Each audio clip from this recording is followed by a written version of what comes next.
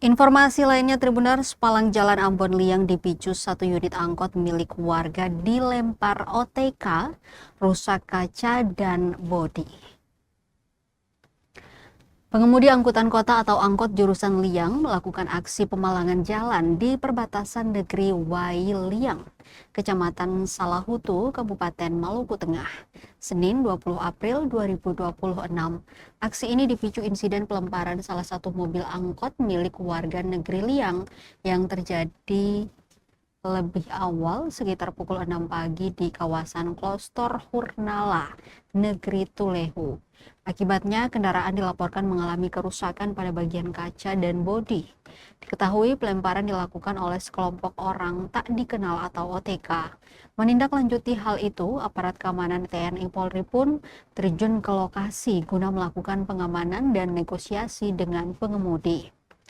Kapolsek Salahutu AKP Aris membenarkan kejadian tersebut.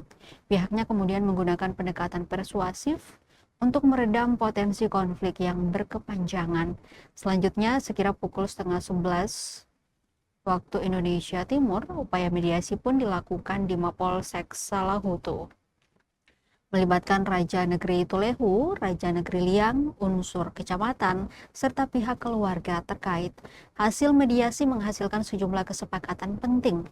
Di antaranya, seluruh permasalahan akan diselesaikan melalui jalur hukum, kerugian akibat kerusakan kendaraan akan diganti, serta kedua pihak sepakat untuk tidak mengulangi aksi pemalangan maupun tindakan kekerasan.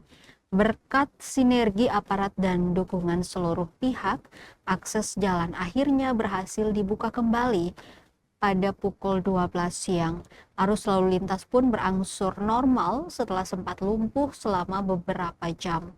Kapolsek mengimbau masyarakat untuk tetap menjaga ketertiban, tidak mudah terprovokasi, serta menyerahkan setiap persoalan kepada aparat penegak hukum, guna menjaga stabilitas keamanan di wilayah Maluku tetap kondusif.